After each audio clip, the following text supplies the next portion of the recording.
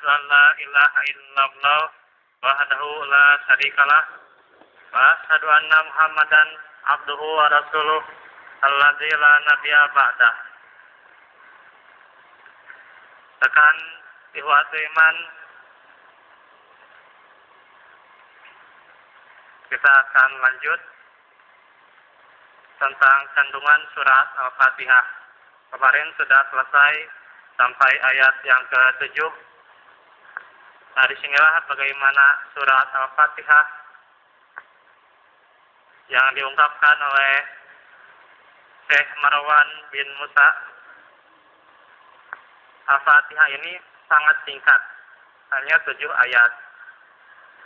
Namun mengandung banyak ilmu, banyak pengetahuan di dalamnya. Ada 3 tauhid yang diperintahkan, yaitu tauhid rububiyah, yaitu dari ayat Rabbil Alamin. Jadi dari Rabbul Alamin ini terdapat isi yang sangat tinggi yang memerintahkan kita. Rububiyah ini nantinya akan berlanjut tentang bagaimana sifat Ar-Rabb yang dipunyai Allah Ta'ala, yaitu mencakup kepengaturannya, pendidikannya, penciptaannya. Itu sifat-sifat Ar-Rabb yang dimana sifat ini adalah merupakan tauhid rububiyah. Nanti ayat-ayat di Al-Quran akan berhubungan dengan bagaimana penciptaan langit dan bumi. Karena itu juga manusia diperintahkan untuk menyembahnya karena Allah telah menciptakannya. Nanti juga kita akan sampai surat Al-Baqarah ayat 21, insyaallah. A'udzubillahi minasyaitonir rajim. Ya ayyuhan nasu ubudu rabbakumul ladzi khalaqakum wal ladzina min qablikum la'allakum tattaqun. Wahai manusia, sembahlah Rabbmu yang telah mencipta kamu dan ciptakan orang-orang sebelum kamu agar kamu bertakwa. Maka di sini tauhid rububiyah tersimpan dalam surat Al-Fatihah. Di sini nanti akan ada hubungannya dengan surat Al-Baqarah ayat 21 itu. Mengenai Rabbul Alamin, Allah yang menciptakannya dari Alhamdulillahirabbil alamin. Kemudian juga di sini juga Maliki Yaumiddin, itu adalah tauhid rububiyah, kandung sifat-sifat yang tinggi bagi Allah Ta'ala. Juga tauhid uluhiyah, yaitu dari ayat Iyyaka na'budu. Iyyaka na'budu adalah fi'il pertama, kata kerja pertama di Al-Quran.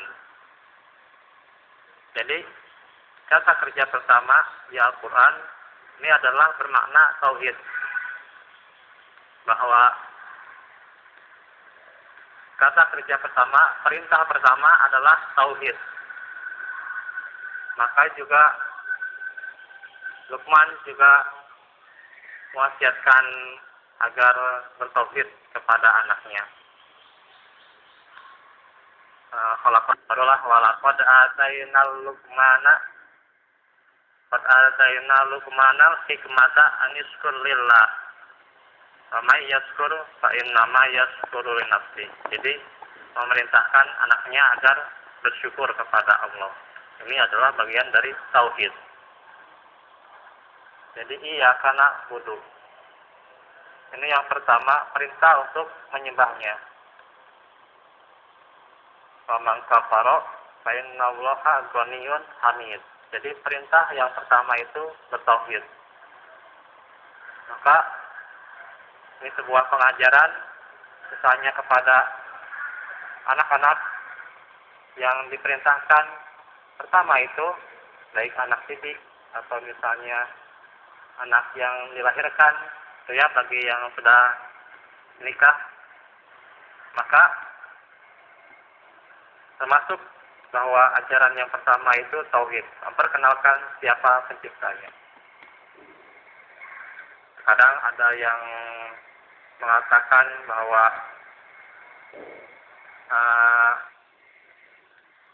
barang siapa yang mengenal dirinya maka akan mengenal penciptanya. Padahal itu kebalik. Justru mengenal penciptanya dulu, baru dia mengenal dirinya. Kalau mengenal dirinya, bisa jadi dirinya punya kelebihan.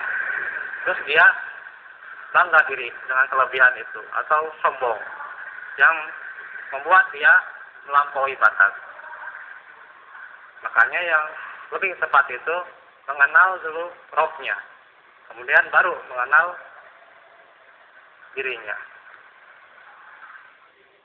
Maka disinilah rohnya ini harus dikenal pertama kalinya. Siapapun, ajaran apapun, maksudnya ketika kepada anak kecil atau misalnya kita mengajar, memulai misalnya kajian, ini sangat baik sekali. Perkenalkan dulu siapa yang harus disembah atau pengajaran tauhid, karena Al-Quran juga dimulai dari tauhid, yaitu kata Bismillahirrahmanirrahim, tauhid asma wa sifat, kemudian dilanjut Alhamdulillahirabbil alamin, sama itu juga tauhid uluhiyah, juga nanti di iyyaka na'budu. Kalau Alhamdulillahirabbil alamin itu rububiyah, dan asma wa sifat ini menetapkan sifat yang sempurna bagi Allah yang telah ditetapkan olehnya dan Rasulnya Sallallahu Alaihi Wasallam. Ini ditunjukkan sebagaimana oleh ayat Alhamdulillah. Jadi sifatnya yang segala puji baginya, karena nama-namanya yang sifat-sifatnya ini, nama-nama dan sifat-sifatnya semuanya terpuji, tidak ada kekurangan, tidak ada ketercewaan. Maka bagaimana banyak sekali sifatnya. Kalau kita lihat sifat di Al-Quran, dicakup di Al-Quran itu sebelum misalnya memulai Al-Quran ada tulisan berharga bernama Asmaul Husna. Asmaul Husna mencakup 90 sifat, 99 sifat dari Allah Ta'ala. Dan juga ada beberapa di antaranya Ismul A'zam, sifat-sifat yang besar baginya, yang agung baginya. Gitu banyak sifatnya, sampai dalam hadis itu banyak diperselisihkan tentang Asmaul Husna. Namun yang lebih cocok adalah 99 terkandung di dalamnya, seperti yang kita biasa setelah salat, yaitu tasbih subhanallah 33 kali, kemudian alhamdulillah 33 kali, Allahu akbar 33 kali, 99 tutup dengan la ilaha illallah, jadi 100. Termasuk juga yang 99 Asmaul Husna, 99 ini tambah dengan sifat Allahnya sendiri, karena Allah juga terkumpul dalam jalalah, kemuliaan dan ketinggiannya. Ini pengertian lam jalalah yang sangat tinggi. Mengucapkannya saja harus ditebalkan. Allah, tidak boleh Allah atau Allah, tidak boleh, tapi Allah, tebalkan cara pengucapannya. Inilah pujian bagi Allah Ta'ala. Dan juga kandungan dalam surat Al-Fatihah ini demikian juga menetapkan sifat kenabian dan kerasulan Muhammad Sallallahu Alaihi Wasallam. Agak gatal nih hadis itu. Nah, ini agak digalau terus. Jadi dari ayat ihdinas siratal mustaqim ini menjelaskan bagaimana menetapkan kenabian dan kerasulannya. Karena jalan yang lurus adalah jalan yang diterangkan oleh Nabi Muhammad Sallallahu Alaihi Wasallam. Surat ini juga menetapkan adanya jaza, pembalasan amal. Berdasarkan ayatnya yang dimana ini adalah keadilan Allah Ta'ala, yaitu Malik Yaumiddin, yang menguasai hari pembalasan. Adanya jaza. Jadi ad-din di sini jaza. Surat ini juga menguatkan akidah Ahlussunnah wal Jamaah tentang masalah qadar. Bahwa semua terjadi dengan qadar Allah. Telah ditetapkan qadar Allah itu dan juga dengan qadanya. Telah ditetapkan dan nanti akan terjadi. Baik itu makhluknya dan juga keadaan alam semesta, semuanya penetapan akan makhluknya telah ditentukan. Kodok bisa jadi ada yang mubrom, yang masih mungkin Allah merubahnya, dan juga ada yang mu'allaq. Allah tidak mungkin merubahnya. Bisa Allah merubah dengan doa seorang karena saking solehnya dia ubah ketetapannya. Tapi ada juga yang mu'allaq, tapi qada ini belum kejadian. Seperti umur seseorang yang belum meninggal dunia. Sudah ditetapkan tapi belum waktunya, itu qada. Dan juga qadar ini sudah ditetapkan dan juga akan terjadi. Seperti hari kiamat pasti terjadi. Hari pembalasan pasti terjadi. Juga di mana qadar ini seperti juga umur manusia di antara kodok yang mu'allaq, yang tidak bisa diubah umurnya. Terus bagaimana dengan hadis seperti dipanjangkannya umur bagi yang bersilaturahim. Ini pengertian yang lebih tepat adalah bagaimana setelah meninggal dunia maka dia itu akan dikenang namanya akan disebut-sebut. Itu diartikan panjang umur. Disebut-sebut namanya walaupun telah meninggal dunia. Sebut karena kebaikannya, karena kesolehannya, jasa-jasanya. Itu adalah antara qadar dan juga qadanya. Sudah ditetapkan dalam Malik Yaumiddin. Dan juga bahwa seorang hamba melakukan perbuatannya secara hakikat, tidak dipaksa dalam berbuat. Dia sudah mengetahui hakikat keislaman yang sudah dipeluknya, tidak ada paksaan baginya untuk perbuatan. Maka barang siapa yang beramal kebaikan pasti ada balasannya. Ada konsekuensi balasan dari amal soleh dan juga amal jahat. Wadah hadainahun najdain. Jadi sudah diberikan dua jalan. Wa nafsi wa ma sawaha falhamaha fujurha wa taqwaha. Jalan kejahatan dan juga jalan ketakwaan. Maka dijelaskan bahwa ketakwaan itu adalah qad aflaha man zakkaha, yang menyucikan dirinya dengan amal-amal soleh. Qad khaba man dassaha, dan fujur itu atau kejahatan itu yang mengotori dirinya dengan amal-amal kemungkaran, kemaksiatan, kekafiran. Maka ini adalah tidak dipaksa. Tapi kalau di sini adalah bagaimana ayat ini supaya diperlihatkan pembalasan, maka memotivasi untuk juga dari ayat iya karena wa iya karena nasta'in, maka menerangkan pokok kebaikan. Pokok kebaikan itu adalah ikhlas, keimanan. Walaupun ibadah itu dua syarat, yaitu ikhlas dan mutaba'ah.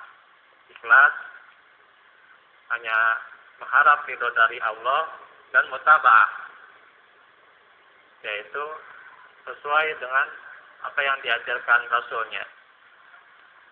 Maka itu pokok kebaikan. Tapi pokok kebaikan yang paling tinggi adalah iman. Iman yang tinggi akan membawa seorang tentunya dengan keimanannya beriman kepada Rasulnya dan mentaati Allah dan Rasulnya. Dan surat ini juga diambil dari ayat iyyaka na'budu wa iyyaka nasta'in. Banyak pokok-pokok kebaikan yang diajarkan. Sampai Ibnu Qayyim al-Jauziyah bikin yang namanya Madarijus Salikin 3 jilid. Dari satu ayat bisa 3 jilid. Kebayang gitu ya. Kalau kita satu ayat bikin misalnya buku 3 jilid, bingung mau ngasih kata apa, mau nulis kata apa, bingung kebanyakan di kita.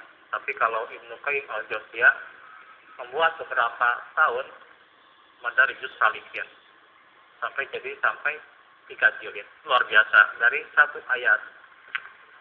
Karena itu surat ini begitu agung dan begitu mulia. Allah mewajibkan hamba-hambanya membacanya di setiap rakaat dalam sholat, yaitu dalam sholat mereka, baik sholat fardu maupun sunat.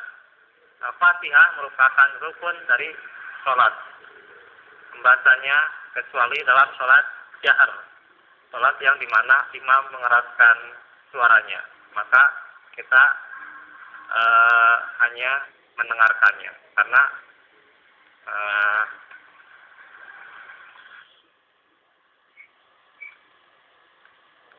yaitu dalam surat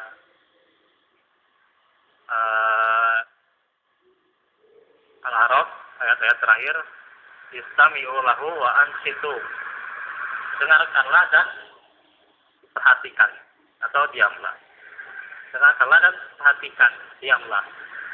Ini berhubungan dengan sholat jahar. Bisa jadi karena sholat jahar qiraat bagi imam adalah qiraat bagi makmum. Tidak boleh kalau kebiasaan ada yang misalnya dalam Al-Fatihah itu si imam mengucapkan Al-Fatihah sesudah amin, si makmum malah Al-Fatihah, itu tidak benar. Justru Al-Quran memerintahkan istami'u lahu wa ansitu la'allakum turhamun. Dengarkanlah dan perhatikanlah. Jangan sambil membaca atau ikut-ikutan membaca atau membaca setelahnya, karena itu akan mengganggu dari kehusuan berjamaah itu.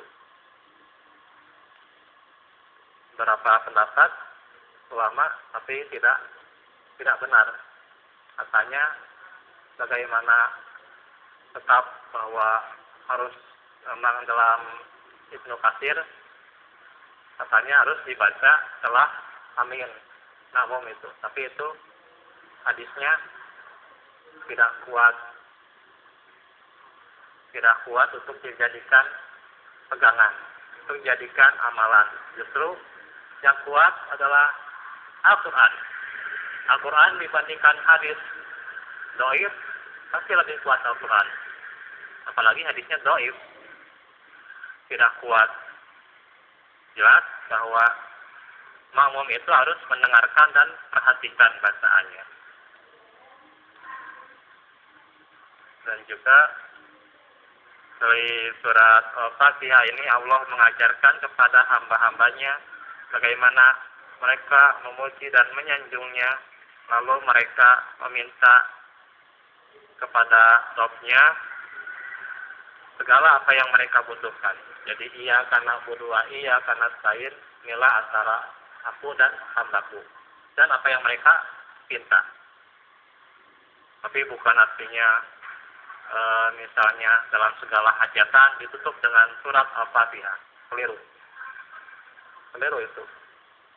Maksudnya ini bukan dari bacaan, bukan dari qiraat, tapi makna. Apabila misalnya si hamba ini telah menyembahnya, telah meminta pertolongan, baik misalnya dia meminta berdoa dalam sholatnya, minta pertolongan kepada Allah, bebas dia minta apa saja. Maksudnya ke situ, bukan setiap sudah sholat, terus setiap hajatan baca surat Al-Fatihah, salah besar. Bahkan sejumlah ulama ini sangat mengatakan bahwa itu tidak ada keterangannya.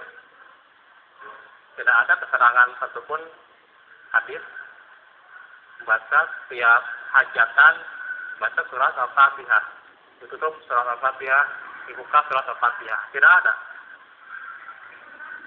Yang benar ini secara makna antara aku, maksudnya Allah, dan hambaku, dan apa yang dia pinta. Maka setelah misalnya hambaku itu sholat, kemudian dia berzikir, berdoa, meminta pertolongan, silakan meminta apapun. Itu yang benar. Karena itu secara makna, bukan secara qiraat, bukan secara bacaan.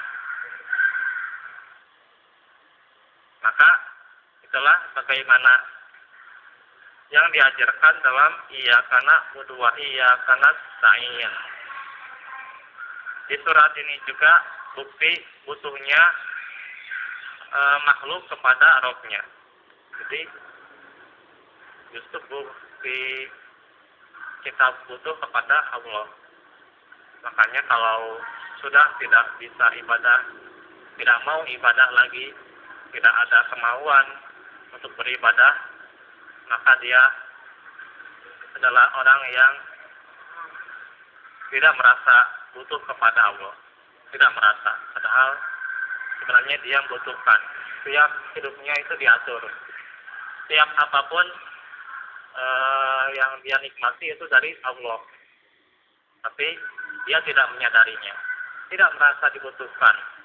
Tidak mau beribadah kepadanya. Tidak mau sholat, zakat, atau saum dan sebagainya. Tidak mau menyembahnya. Maka itu dia sudah tidak merasa lagi dibutuhkan dirinya. Atau dia sudah tidak merasa lagi membutuhkan kepada Allah Ta'ala. Karena itu makhluk itu sebenarnya butuh kepada Rabb-nya. Baik butuh hatinya, mereka dipenuhi rasa cinta dan pengenalan kepadanya. Dan butuh mereka agar dibantu dalam setiap menyelesaikan urusan mereka, serta diberi taufik supaya bisa terus-menerus mengabdi kepadanya. Maka disinilah kandungan yang tinggi dalam surat Al-Fatihah. Semoga kita bisa memaknai surat Al-Fatihah ini tentunya tidak hanya sekedar bacaan, tapi dengan maknanya, dan juga kita bisa mengamalkannya dalam kehidupan sehari-hari, mengerti dari maksud Al-Fatihah ini, karena tercakup kaidah-kaidah kehidupan di dalamnya. Begitu seorang mukmin ini adalah yang mengambil manfaat dari Al-Quran. Bukan hanya jadi bacaan sehari-hari, tapi menjadi pengamalan. Dibaca, dipahami, dimengerti, dan diamalkan. Inilah kaidah-kaidah dalam Al-Quran yang mesti diamalkan, dan juga semoga kita bisa mengamalkan kaidah-kaidah dari Al-Quran itu sendiri. Beramal dari syariatnya itu merupakan wujud dari keimanan kita kepada Al-Quran, yaitu pertama tilawah seperti yang sudah dijelaskan dan juga dalam buletin, yaitu pertama tilawah, kemudian tadabbur, memaknainya, memikirkannya, merenunginya, maka juga termasuk juga memahaminya, tafsirnya, semuanya. Bahkan bagian yang juga penting setelah tilawah, tadabbur, memahaminya dan juga mengamalkannya. Beramal dengan syariatnya. Karena kaidah-kaidah inilah merupakan kaidah-kaidah kehidupan. Al-Quran itu merupakan rahmat. Rahmat dari Allah Ta'ala kepada orang-orang yang beriman. Wa hudan rahmatun lil mu'minin. Petunjuk dan rahmat bagi orang-orang yang beriman. Karena itulah orang yang beriman, orang-orang mukmin itu adalah mereka al-mu'minun adalah mereka yang mengambil manfaat dari Al-Quran. Setiap Al-Quran itu setiap ayat-ayatnya dijadikan manfaat bagi mereka. Nanti kita lanjut di bagian berikutnya, yaitu contoh ayat-ayat yang menerangkan lebih lanjut mengenai surat Al-Fatihah. Seperti ini contohnya, saya jelaskan singkat saja karena waktu tinggal 3 menit lagi. Seperti alhamdulillah diterangkan dalam surat Al-Baqarah, yaitu surat Al-Baqarah ayat 186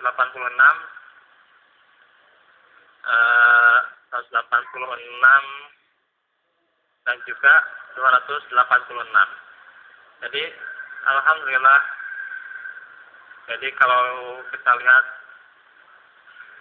yuridullaha bikumul yusra wala yuridu bikumul usra.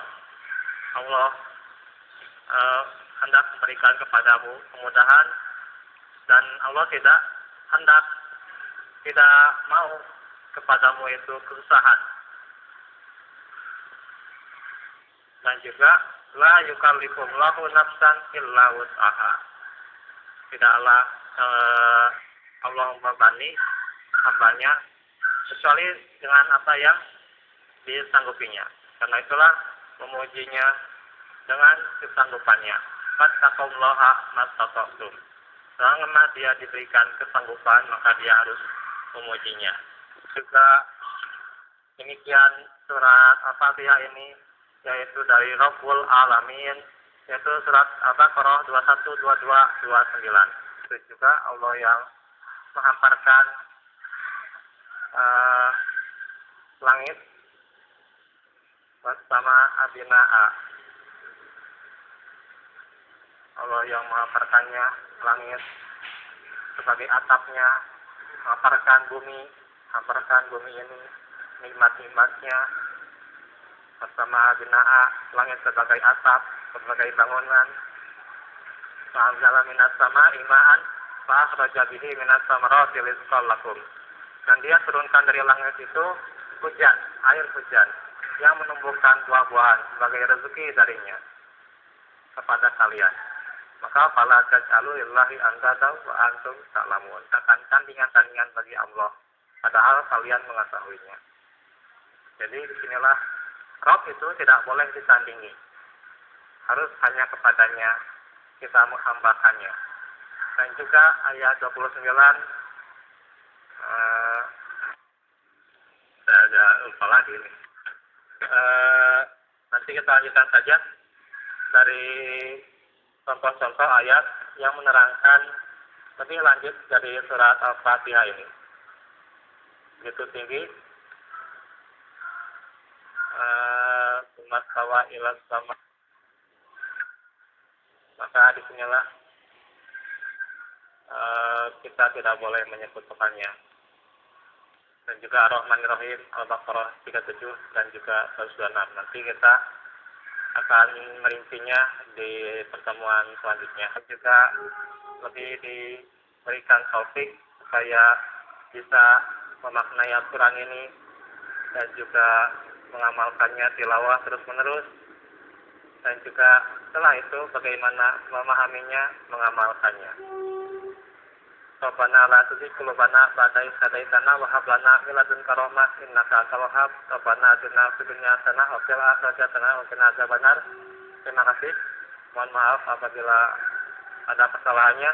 Insyaallah kita lanjut hari Selasa tentang kajian tauhid bab ke-28 tentang tauhid, di mana masih membahas tentang macam-macam kesyirikan. Sampai di sini dulu. Aku qouli hadza wa astaghfirullah li wa lakum wa lakum minkum. Assalamualaikum warahmatullahi wabarakatuh.